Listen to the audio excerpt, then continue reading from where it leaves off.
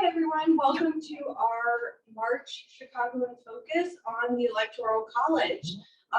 Thank you to everyone who came in person and also everyone joining us online on Zoom. Just a few words about the League of Women Voters before we get started. The League of Women Voters of Chicago is a nonpartisan grassroots organization working to protect and expand voting rights and ensure everyone is represented in our democracy. We empower voters and defend democracy through advocacy and education. The League of Women Voters encourages informed and active participation in government while influencing public policy. We never endorse or oppose political parties or candidates, but we are political. And so our Chicagoan Focus series happens throughout the year, and we bring in speakers on specialty topics to come and speak on issues relevant to the city and the state and what's going on nationally. And so we're very excited to have, as part of this educational programming series, Joyce Williams, who is part of League of Women Voters of Chicago. So I will keep my intro short. I will thank the Union League Club for co-hosting this series with us. You know, we really value our partnership with Union League Club. And with that, I'll have Joyce come on up and begin. Thank you. Hi, I'm Joyce Williams. And again, welcome to everybody for coming. We've given many, and I personally and our committee has given many presentations on the Electoral College. So we've talked to a lot of people. And over time, we've kind of refined it. So this is the first time we're using this latest and greatest version, where we've incorporated some of the feedback and answered some of the questions that typically come up. So I hope you find this very helpful. The Electoral College, as you know, is a critical issue for our country. And this presentation is going to give you the reasons why the League of Women Voters supports a direct popular vote for our president and vice president. And we'll also go into the reasons that we usually hear from people in support of the Electoral College. And we won't just stop there because, of course, then I have to tell you why those are all wrong. Okay, so next page, we're going to start with a brief definition of the Electoral College to sort of level the playing field, talk about the League's position, and talk about the top arguments in favor of it. Finally, we're going to talk about what needs to be done in order to abolish the Electoral College and what you can do to help. And hopefully, if I talk fast enough, we can get to all of your questions at the end. So on the next slide, the Electoral College is a group. Oh, sorry. Wow. Too fast. Thanks. The Electoral College is a group of 538 people, and these are the people who actually elect the president and vice president of the United States. These are the only votes that matter. Who are these people? Well, according to the U.S. Constitution, each state legislature gets to decide how their electors will be chosen. And in the very beginning, state legislators just did that. They just said, we trust you, you pick our president. And they just picked up, electors themselves. But pretty quickly, political parties formed. And then political parties started saying, well, here is our slate of electors. And other opposing political parties had a different slate of electors. And then the state legislatures decide which one of those gets to vote. And these days, as we all know, every state has decided to do that based on an election within their state, so a popular vote within the state. It's important to know that is not required constitutionally. They can do it any way they want to. The state legislatures decide. So when you vote, you are not voting for the person whose name you just checked on your ballot. You're voting for a group of electors who said, I will cast my electoral vote for that person. And that seems like a detail that doesn't matter. We found out in 2020 election, it can matter. And it has mattered in the past. So how many votes does each state get? How many electors do they get? They get a specific number based on their congressional delegation. So every state, no matter how big or how small, gets 2 votes based on their 2 senators. Every state has 2 senators, so there are 2 electors per state. California gets 2, Wyoming gets 2, everybody gets 2. But then they also get electors based on their representation in the House of Representatives, which of course is based on population. So there, California has a lot more votes than Wyoming. The District of Columbia, by the way, though not a state, there was an amendment passed that said the District of Columbia gets 3 electors. So importantly, something to keep in mind is the thing on the bottom. It does not matter who gets the most votes in the Electoral College. The candidate has to get the majority of votes. They have to get, which currently is 270 votes. And that's over 50% of the votes in order to win. If no candidate gets 270 votes, which again has happened in the past and was attempted in 2020, the House of Representatives picks the president. And it's not 538 votes in the House of Representatives. It's 50 votes. Each state gets 1 vote. So the entire delegation in Texas gets 1 vote, and the entire delegation in Rhode Island gets 1 vote. Similarly, the Senate gets to choose the vice president. So, since 1970, the League studied this, and in 1970, the next slide, the League's position was established that the direct popular vote method for electing the president and vice president is essential to representative government, and the League therefore believes that the Electoral College should be abolished. All right, so we're going to go back to and start with what's wrong with the Electoral College and how a direct popular vote will solve these problems. So to start with, we're going to go back to the very beginning. If you don't like history, take a nap now. We're going back to the summer of 1787, the Constitutional Convention in Philadelphia, Pennsylvania. You saw Hamilton, the movie or the play or whatever, you know about the Constitutional Convention. It's where everything happened. It was just after the American rebels won their freedom for England, and the newborn country needed to figure out how it was going to run itself. So each of the original 13 states, now they're no longer colonies, could send delegates to represent them at the convention, and 12 out of the 13 states sent delegates. Rhode Island was a holdout. Rhode Island thought, we're so small, they're not going to pay any attention to us, so we might as well just not go. And so they didn't, and they went ahead without them. The delegates included all the famous names: Washington, Franklin, Madison, Adams, Hamilton. And they had to figure out a national system of government from scratch. And so there were a lot of debates and arguments. How to elect the president was one of the very first discussions. And it was the last one to be solved. It was a problem, and it was solved through a compromise called the Electoral College. So why was the Electoral College created? Well, our history books certainly didn't tell us this back when I was studying American history, and I studied a lot of it. But one of the biggest reasons was because of slavery. Now, as you've already heard, there were a lot of people who expected that the small states and the big states would have issues. There were some states that had very large populations. There were some states that had very small populations, like Little Rhode Island, which still does. But there were states like Virginia, which was huge. It was a behemoth back then compared to many of the other states. And so there was a lot of concern from the different states that there was going to be this whole big state, small state argument.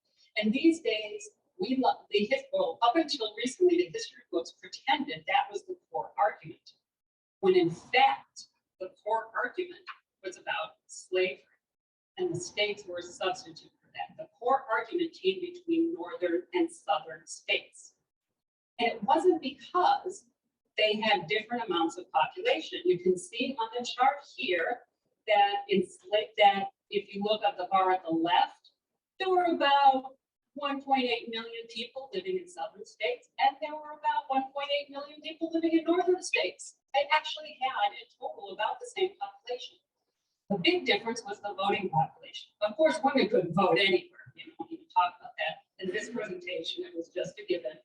But enslaved people did not have the right to vote. Well, what did that mean? In the southern states, there was a huge percentage. You can see that purple box on the bottom. That represents 633 approximately thousand enslaved men in the southern states. In the northern states, there were slaves there too, by the way, but it was a very tiny percent. And you can see there's a little bar there with about 49,000 people. So the southern states were upset anytime that there was a discussion that talked about the popular vote, because in a popular vote, they felt they wouldn't have their true power because their slaves couldn't vote. So of course they weren't going to have the easy solution, which is let the slaves vote. That would be silly, right? So instead, they ended up borrowing from the 3/5 compromise, which you probably did hear about when you studied American history, which said for the purposes of representation in the House of Representatives, we'll count each enslaved person as 3/5 of a, I don't know what adjective to use, regular person, real person. I don't know what they were thinking at the time, but that 3/5 compromise. That became quite famous, and that was the math that made the Electoral College an acceptable idea, because their representation in the House of Representatives did add extra votes for southern states so that their slaves could bump up their numbers in the House of Representatives. If you think maybe that didn't make that much of a difference because it's only 3/5 of a person, go back to your history books and look at how many presidents came from southern states. That will give you your answer.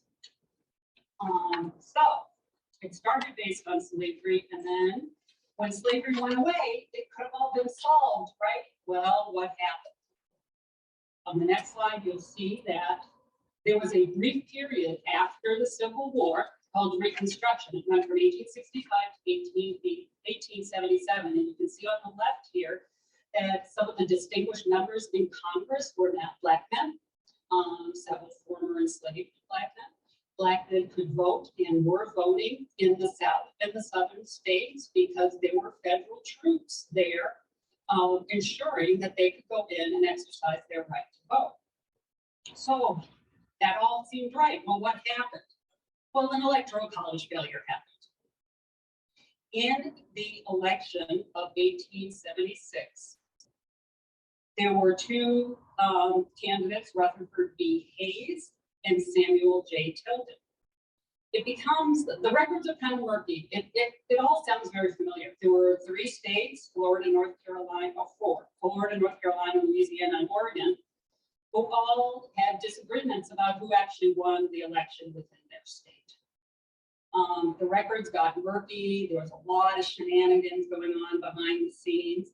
And so both sides, both Tilden's people as well as Hayes' people, both said our guy won. So as a result, nobody got a majority in the Electoral College. So what were they going to do? Well, the Constitution says send it into the House of Representatives. And actually, they wanted to avoid that. It had never been done. They didn't want to do that. So they went into one of those famous back rooms and came up with a deal. Another compromise that traded the rights of Black people to shore up the Electoral College. This compromise was known as the compromise that allowed the Jim Crow era to start. So starting in 1877, what happened was that there was a decision made, there was a trade, so that Rutherford B. Hayes was allowed to become president, and in exchange, the southern states got to be freed from federal oversight. All the federal troops were taken out of the southern states. The southern states could now run themselves again. And what was the first thing they did? They started passing laws to make it difficult to vote. They passed a series of laws called the Jim Crow laws that systemically destroyed the voting rights of Black people in the South. I'm not going to go into detail about what all they were, but they were crazy things like so-called literacy tests that would only be given, of course, to people whose skin had a certain color. So that era, the Jim Crow era, lasted for almost 100 years until the passage of the Civil Rights Act of 1964 and the Voting Rights Act of 1965. So the Electoral College was created because of slavery, and the failure of the Electoral College in 1876 allowed racism to flourish. Okay, but now it's okay, right? The Electoral College is not racist now because we have the Voting Rights Act. Well, no. It is arguable whether or not it's on purpose or not, but the Electoral College continues to suppress the voice of Black Americans. We did an analysis states and showed that states with Blacker populations, a higher percentage of their population are Black people, have less power in the Electoral College, while states with whiter populations tend to have more. And what do I mean by that? The chart on the left here calculates how many people are there within the state per electoral vote. So this is a measure of strength. So you can see on the left, I'll talk you through this. If it takes fewer people to make up one electoral vote, then the electoral college vote is stronger, right? If only 3 people have to agree on something and you get 1 vote, but over here, 300 people have to decide and they get 1 vote. Well, obviously those 3 people are more powerful than those 300 people. Well, the Electoral College math is not quite that bad, but it's pretty bad. You can see that for states that have more than 85% of their population is white, their voting age population 18 plus, there is roughly 400,000 people per electoral vote. In states that are more than 15% Black, it's almost 650,000 votes per electoral. So again, the states that are whiter have more power in the electoral vote than states that are Black. And that was just our rough analysis. There's actually a very sophisticated analysis that I won't try to explain, but if you're a good statistician, you can go and look it up. And on the right, it shows that William Blake in 2019 published a paper in the forum called The Overlooked Racial Dynamics of the Electoral College. And he did an analysis of every election from 2000 on, and it indicates the Electoral College has consistently awarded more votes per capita to states with whiter population. Now, our analysis said that it's about 1.6 Black votes to make up for 1, to equal 1 white vote. In his analysis, it was much stronger than that. So the Electoral College may not be trying to mute Black voices, but it's still having that impact. A direct popular vote would immediately eliminate this spatial bias, would simply be gone, because 1 vote would equal, 1 person would have 1 vote. Okay, so I spent some time on that because that's something that very few people have heard about, that there is a racial dynamic going on with the Electoral College, always has, and it continues through today. Now I'm going to turn to some of the more common things that people are aware of. And this is the one most people are aware of. 5 times in our history, the Electoral College has taken the person with fewer electoral votes and the Electoral College has taken people who had lost the popular vote and made them president. First time this happened was in 1824 between Andrew Jackson and John Quincy Adams. We already talked about 1876. Where Rutherford B. Hayes, in a little backroom deal, got to become president. It happened again in 1888 with Grover Cleveland losing out to Benjamin Harrison. And then in our memory, or at least in mine, George Bush versus Al Gore in 2000, and Hillary Clinton versus Donald Trump in 2016. So again, a direct popular vote would mean if you don't get as many votes as the other person, you don't get to be president. Seems to be pretty simple. The other thing in terms of the Electoral College making some votes count more than others is, again, it's based on where you live. So you can see that if you look at the little balancing scales on the left, that it takes 1 vote in Wyoming counts as much as 4 votes in Florida. So 1 popular vote in Wyoming counts as much as 4 popular votes in Florida. And again, that has to do with their representation in Congress. Florida, of course, is a bigger state. It has 29 electoral votes, which is 1 electoral vote for about every 600,000 people.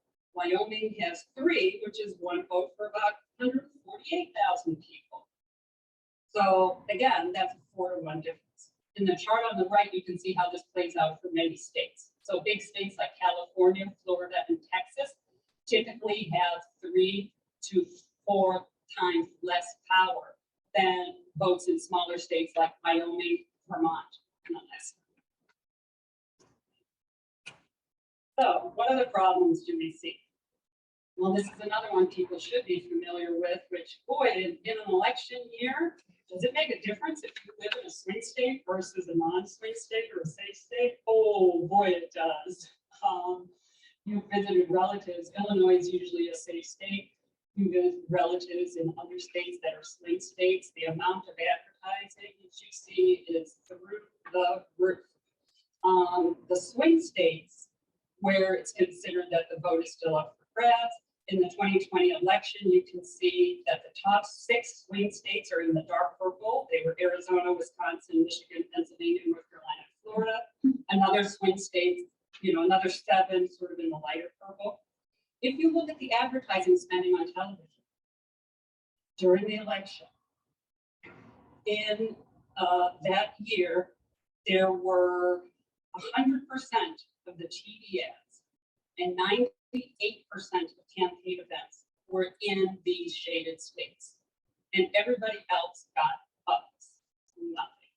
They get no attention. Now, these days with, all the media, people here are watching this online, there are people be here from Hawaii watching this. Does it make a difference? It does make a difference because their policies, the candidates' policies and the issues that they care about are based on swing states.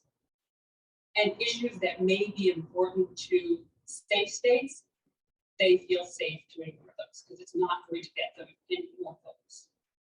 So the next thing that strikes at the heart of all league people, which is the Electoral College gives people a real reason not to vote.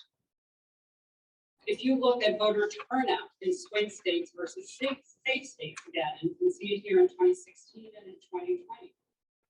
You can see the percent of eligible voters who cast a vote for president was significantly lower in safe states compared to swing states. Now, you might look at these bars and say, that's no big deal, that difference. It's only 6 or 7 percentage points. What difference does that make? That's 15 million people in non-swing states in 2016 who decided not to vote. 15 million people. In 2020, it was 22 million people who the voting percentage was less. And it makes all the sense in the world. If you're a Republican voter in a safe blue state, you feel like your vote's not going to matter. You are, pardon my French, kissing in the wind, as my dad used to say. And even if you are a red voter in a red state, you can say, they don't need my vote. My candidate's going to win anyway. I'd rather go, have a drink after. So, but consistently, regardless of how it turns out, voting rates are always lower in safe states than it is in swing states. Again, if every vote counted equally, no matter from what state it was, this would go away. The final chart, which I didn't think we had to include because I thought maybe this ended after 1877 and all the shenanigans that went on there. But obviously it did. The Electoral College does make it easy to cheat. We saw it in 2020 and afterwards. If these are presidential elections more vulnerable to manipulation and even outright fraud. The Electoral College provides partisan operatives really with a roadmap, a step-by-step guide of here are the weak points. Here's where you can try to overturn an election. In 2020, that meant finding an additional 38 electoral votes instead of over 3.5 million popular votes. That sounds hard. And the Electoral College showed where it would be easy. So it was a literal roadmap. It said, go to Arizona, go to Georgia, go to Wisconsin. That's where it's close. That's where there are enough electoral votes up for grabs. And importantly, they weren't looking to actually overturn the election. They were trying to get it so that no one would get 270 votes. So it would go into the House of Representatives, and every state would get 1 vote. And the party operatives who were doing this were convinced that their candidate would win in that scenario. So again, that's another sort of weak point. So I know I went through it pretty quickly, but those are the 6 problems with the Electoral College that we find to be major problems. Now, I do want to spend a little time, and I'll go a little quickly because I know we have a little bit of a delay, but I want to go through the top reasons why people say that they support the Electoral College and tell you why it's wrong. So, Electoral College myth number 1 on the next slide is what we always hear is that without the Electoral College, our presidents would all be chosen by a couple of big states like California and New York. They always cite California and New York. By the way, California and New York are not the 2 biggest states. California is followed by Texas, followed by Florida, and then New York comes in. So they always skip over that part. So we went through some numbers, and this time we looked at the 2012 election to look at what would it take. Could Barack Obama have won that election with only the coastal elites or only the big states?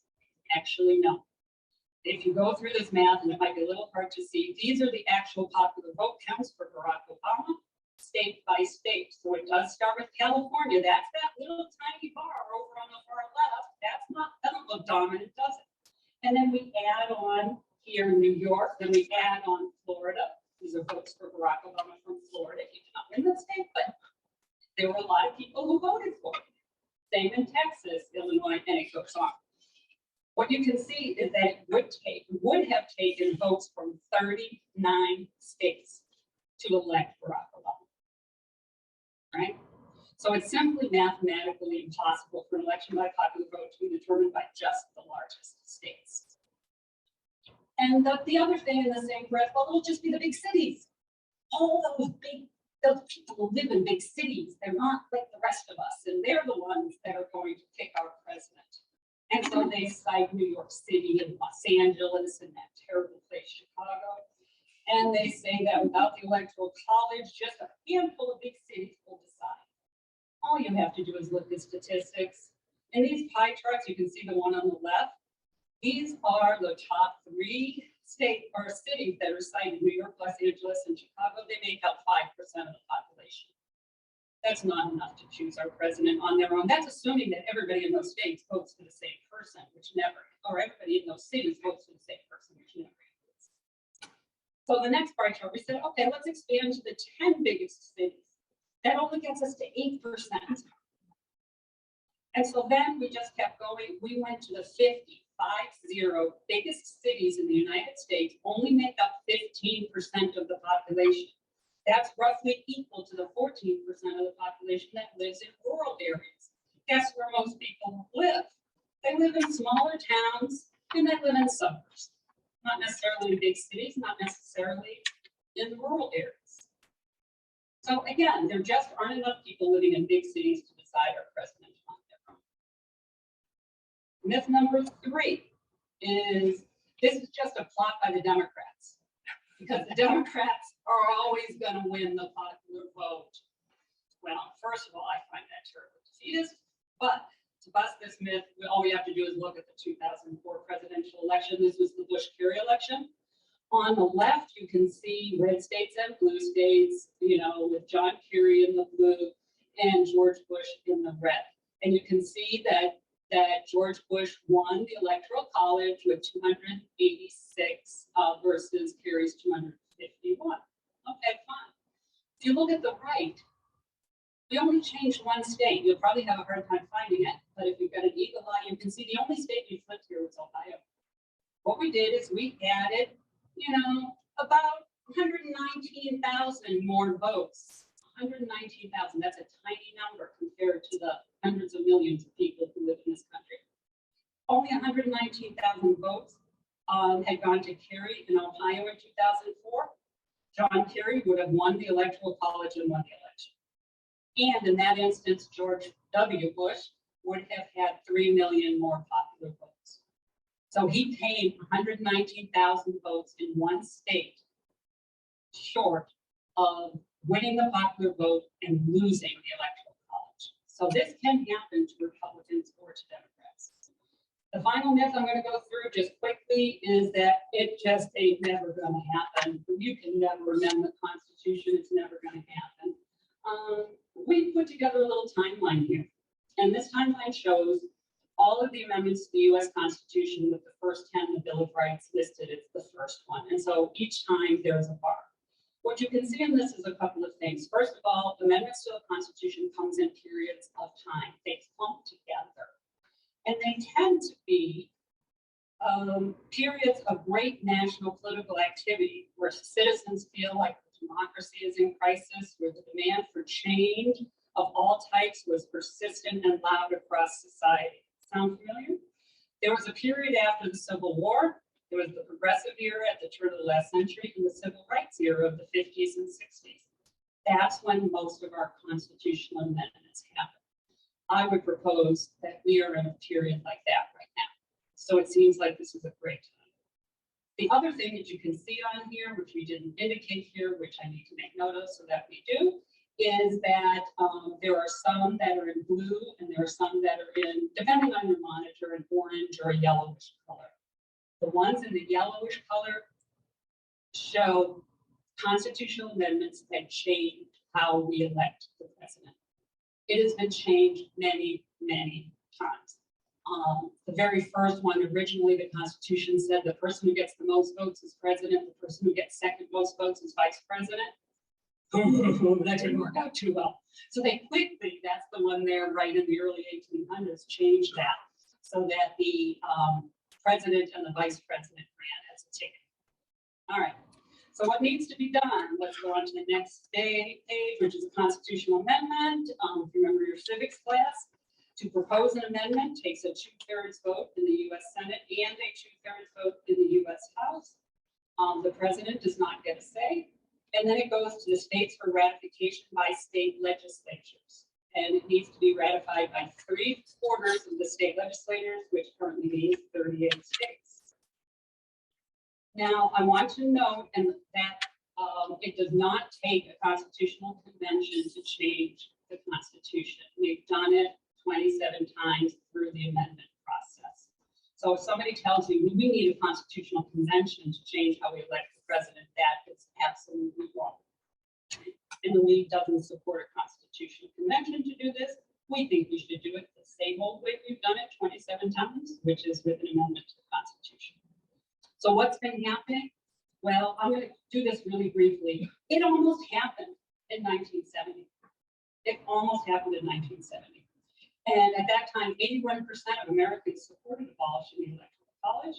The House of Representatives voted 338 to 70 to abolish the Electoral College in favor of that popular vote. So what happened? I hate to tell you this again. In the Senate, it was filibustered by southern states. And they were concerned because there were still remnants of their restrictive voting laws, and their voter turnout tended to be much lower than in northern states. So again, that stopped the whole thing from happening. So we were so close. Bills tend to be introduced into almost every Congress, but they don't go very far. So what we need is momentum. So how do we get that? Well, first of all, currently, I told you back in 1970, almost everybody supported it. Currently, 2/3 of Americans support a popular vote for president, and it's been like that pretty consistently throughout this century. And it's been, obviously we hear about the Electoral College almost every day on the news now. But it's been focused on clarifying some procedural issues with the Electoral College to avoid another January 6th. Now, that may be an important short-term goal, but we want to focus national attention on the problems with the Electoral College that can't be fixed by just tweaking a few rules here and there. So to gather momentum, the League feels that we are perfectly positioned to do this because we empower voters through education and advocacy at the local, state, and national levels. This is what we're all about. So we engage with voters, provide them with information and education they need about these issues. Education is desperately needed. I've yet to talk to almost any audience where every single person said, you told me something that I didn't know. Because again, a lot of this stuff isn't studied in great detail and certainly isn't done through our regular public education. So what can you do right now? Well, right now we'll answer some of your questions. The number one most important thing is to educate people again. So you can do this yourself. We will make this presentation available if you feel like doing it yourself. We have a committee of people like me who will talk to anybody, anywhere, anytime. So you can always email us. We have a temporary email right now that's called abolish electoral, one word, @gmail.com, where you can arrange a speaker from the League of Women Voters Electoral College Task Force here in Illinois, and we will talk to the group. With or without, oh, and you can also sign up to join the group and to get education. We are giving, about once a month, we give a presentation where we talk in depth. Our last one was about racism in the Electoral College, where we will talk more in depth about each of the points that I made, so that you might feel more comfortable that you really can support your arguments. So that's it. I apologize for the technical difficulties in the beginning. I hope everything got conveyed, and I would love to answer any questions that come up. First, are there any questions in the room?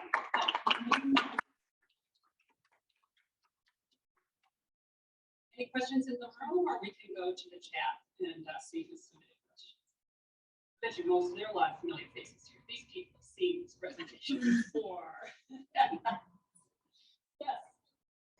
Feel like we're stuck in the sense that the Congress, it's like, yeah, it's like we're here and they're there, and it's like, how do we get up there? Yeah. The question is, does it feel like we're stuck? That Congress is sort of up here, mid here, and we're not really communicating with each other? I would say yes and no. I think Congress people have a lot on their minds, and it's hard for them to take on an issue like this that they don't feel that perhaps that they can win within their term. So long-term goals are always more difficult in Congress, frankly, in my opinion, than more short-term wins.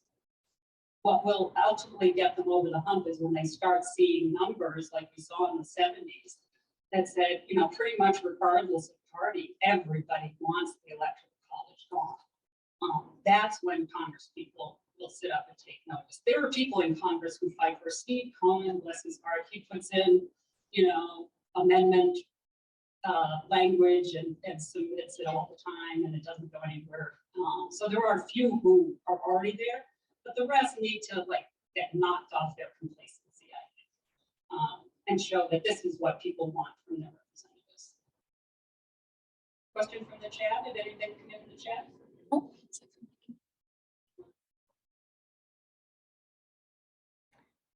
Put the screen back up with the training info. Okay, Yes. the email address, again, that's in the private page right there. Okay. The email address is abolishelectoral@gmail.com. And that's monitored by a couple of people. Yes, question. Could you talk more about what the league is doing? Is it mostly these educational presentations, or are you Yes. focused on anything else? The league, the Illinois League, I love the Illinois League, and the Chicago League, and several of the local leagues throughout the state of Illinois have been working on this for the past, I would say, 5 years, at least. And part of what we were doing is try to spread the word beyond our states. So we took it to the national convention. And at the last national convention, there was an announcement that had me like blubbering. I was so excited because it was a surprise to me, where the League of Women Voters of the U.S. said they were going to take this on, abolishing the Electoral College in favor of a direct popular vote, as their next, what do they call it, big, hairy, audacious goal. And so plans are being worked on as we speak. So the full power of the league across the country will be behind this. But again, it has to start with education. I really don't want people to start supporting something for the wrong reasons or for not knowing why. I think it's important that people understand the issues that we're talking about. So it's going to focus first on education. One more question, if you could repeat it for the people. Oh, sorry. It's if the Senate and House vote to amend the Constitution and the states ratify, could the Supreme Court throw it out? The question was if the Senate and the House vote to amend the Constitution and 3/4 of the state ratify it, could the Supreme Court throw it out? I am not a constitutional lawyer. However, this is the process that's laid out in the Constitution for amending the Constitution. And it's been done 27 times, so there's certainly enough precedent there. I cannot see a basis for that, but I am not a constitutional attorney and nothing surprises me anymore. So all I can say is I cannot imagine how, on what basis that would be. Again, unless they could, I can't even speculate. It's the procedure that's in the Constitution. We're not talking about changing the procedure. So. Yes. What kind of steps that the National League is to educate people?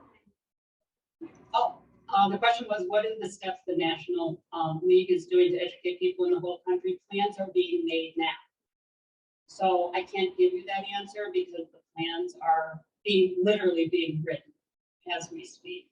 So they're doing the planning process now. Yeah, we have a question from the chat about, can you talk about Can you speak to that? the national? Oh, can we speak to the National Popular Vote Interstate Compact? Okay, that's not what this presentation is about, but I can tell you the National Popular Vote Interstate Compact is something that has been going around. I can't remember, and I should know when it started. It was pretty recently. It was after the Bush 4 election, where there are states that are joining sort of in an interstate compact legal agreement that's passed by the state legislatures that says that we in this state will assign our electoral votes to whoever wins the popular vote nationwide. That has passed a number of states. It would have to pass in enough states to make 270 votes, that magic winning number, before it goes into effect. And like I said, it has gone, Illinois joined it like right in the beginning. Our neighbors up north in Wisconsin and over in Michigan are sort of arguing about it now in their legislature. What it does not do is it doesn't eliminate the Electoral College. So some of the weaknesses that we talked about that are inherent in the Electoral College itself, like, weighing some votes more than others, like the weaknesses in the processes that, could be challenged by bad operatives, that would all still exist. So my personal belief is I'm going for the goal. But the league has, when this first came out, the league did say, yes, we'd be fine with the compact as an interim measure.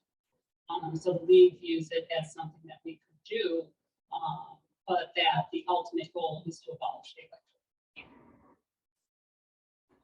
I was going to ask, when the Senate and the House so evenly divided, if you built momentum on one side or the other, which you just sort of in this environment automatically create a counterweight on the other side. So what would be the strategy for developing a bipartisan groundswell? Yes. The question is, because our Senate and our House are pretty much evenly divided, and if something gets embraced by one party, then automatically the other party feels like they have to oppose it. And so there'll be battle. What's the strategy for overcoming that to build momentum? And that's more of a political operative question than it is an education question, so I'm not comfortable answering that. But I do believe that if you talk to people, regardless of party, and give them these facts and this information, especially, I know when I talked with some people one time when we were talking about votes from different states and, how those coastal elites would run everything, and I showed them how many votes they had lost in California for a Republican presidential candidate because California went, all of their gazillions of electoral college votes went for the Democrat in that year. And there were, I can't remember, but something like 30 million votes for the other guy. And they were just wiped out. So this idea of winner take all actually does impact both Republican and Democrat. candidates. So that's one thing that we can do at an educational level is to remind people, not everybody in California is foaming at the mouth Democrat. Not everybody in Alabama is a foaming at the mouth Republican. We are all people. And every state has a mixture. Even Idaho. I spent a lot of time in Boise. Yes.